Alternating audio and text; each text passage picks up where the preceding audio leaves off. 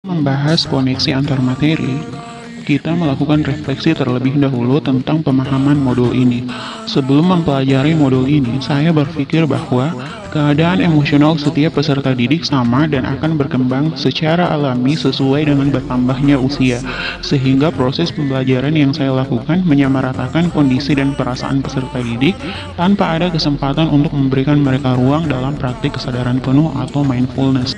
Setelah mempelajari modul ini, ada 3 fakta yang ditemukan, yaitu yang pertama, murid yang berkembang secara sosial dan emosional pada saat yang sama, mereka pun berkembang secara akademik. Yang kedua, mengabaikan pengembangan keterampilan sosial dan emosional akan membawa efek buruk secara akademik. Dan yang ketiga, pembelajaran sosial dan emosional harus diimplementasikan secara sengaja oleh guru untuk mewujudkan profil pelajar Pancasila.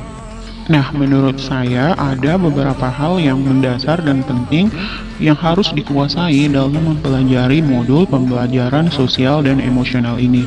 Yang pertama, tentang definisi dan tujuan dari pembelajaran sosial emosional. Yang kedua, 5 kompetensi sosial emosional mulai dari kesadaran diri, manajemen diri, kesadaran sosial, keterampilan berelasi, dan pengambilan keputusan yang bertanggung jawab. Kemudian yang ketiga, pembelajaran tentang kesadaran penuh atau mindfulness. Dan yang terakhir, 4 implementasi pembelajaran sosial emosional yang meliputi pengajaran eksplisit, penciptaan iklim kelas, dan penguatan kompetensi sosial dan emosional pendidik. Nah, kita melangkah ke definisi pembelajaran sosial emosional. Pembelajaran sosial emosional merupakan pembelajaran yang dilakukan secara kolaboratif oleh seluruh komunitas sekolah yang memungkinkan anak dan orang dewasa di sekolah memperoleh dan menerapkan pengetahuan, keterampilan, dan sikap positif mengenai aspek sosial dan aspek emosional. Tujuan dari pembelajaran sosial dan emosional ini terdiri dari beberapa hal berikut. Yang pertama, kesadaran diri bertujuan untuk memberikan pemahaman, penghayatan, dan kemampuan untuk mengelola emosi. Kemudian manajemen diri bertujuan untuk menetapkan dan mencapai tujuan positif. Yang ketiga, kesadaran sosial bertujuan untuk merasakan dan menunjukkan empati kepada orang lain. Dan yang keempat, keterampilan berelasi bertujuan untuk membangun dan mempertahankan hubungan yang positif. Dan yang terakhir, kemampuan untuk membuat keputusan yang bertanggung jawab.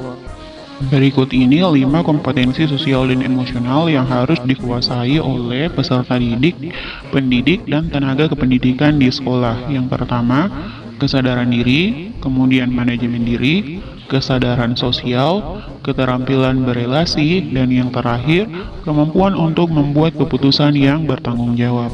Kolaborasi dari 5 kompetensi sosial dan emosional ini akan membentuk well-being atau kesejahteraan psikologis yang didasarkan pada kesadaran penuh atau mindfulness. Kesadaran penuh atau mindfulness ini dapat dilatih dan ditumbuhkan melalui berbagai kegiatan sehari-hari maupun pembelajaran yang dilakukan secara mindful, yang menuntut ada koneksi antara tubuh atau indera, perasaan, pikiran, dan lingkungan. Berkaitan dengan hal-hal yang telah disebutkan sebelumnya, maka perubahan yang bisa diterapkan di sekolah dan di kelas yaitu implementasi pembelajaran sosial dan emosional meliputi menguatkan 5 kompetensi sains emosional pendidik dan tenaga pendidik. Yang kedua, mengajarkan 5 KSE secara spesifik dan eksplisit.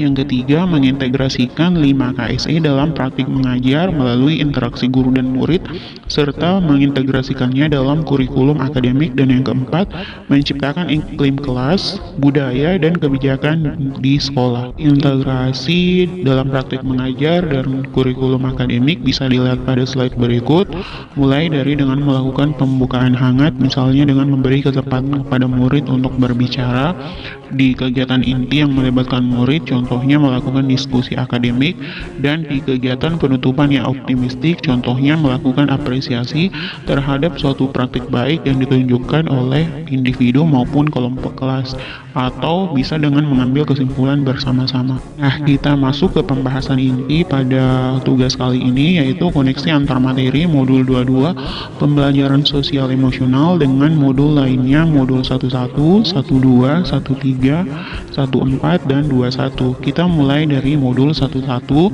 filosofi pendidikan Ki Hajar Dewantara dan hubungannya dengan pembelajaran sosial emosional.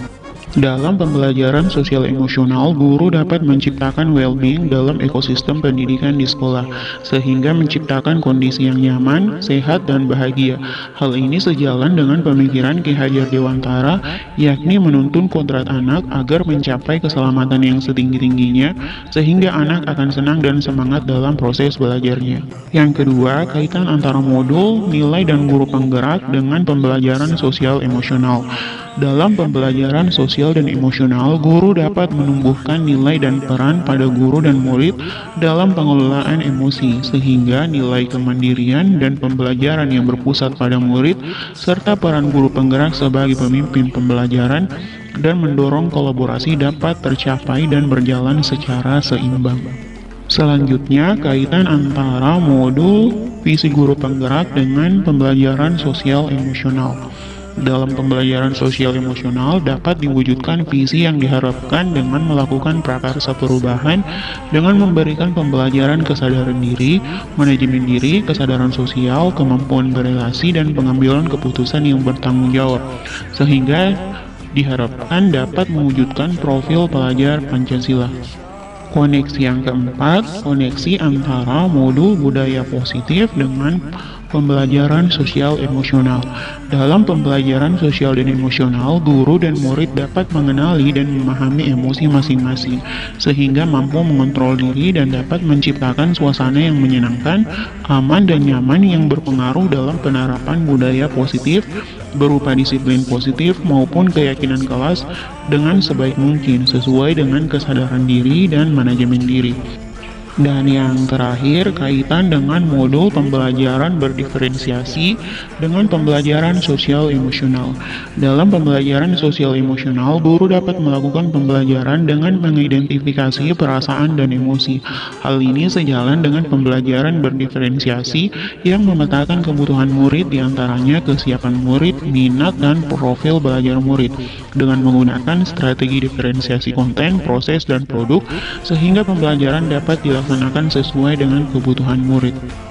Sehingga secara umum dapat disimpulkan bahwa visi misi calon guru penggerak sesuai dengan nilai dan peran yang ingin dicapai, yaitu membangun profil pelajar Pancasila melalui budaya positif dalam ekosistem sekolah yang memenuhi kebutuhan belajar individu setiap murid, sehingga tercapai merdeka belajar yang sesuai dengan kodrat alam dan kodrat zaman dalam filosofi pendidikan Ki Hajar Dewantara dan praktik pembelajaran yang berhamba pada anak melalui penerapan pembelajaran berdiferensiasi dan pembelajaran sosial dan emosional. Nah, itu tadi pembahasan kita tentang koneksi antar materi modul pembelajaran sosial dan emosional. Sampai jumpa di pertemuan selanjutnya.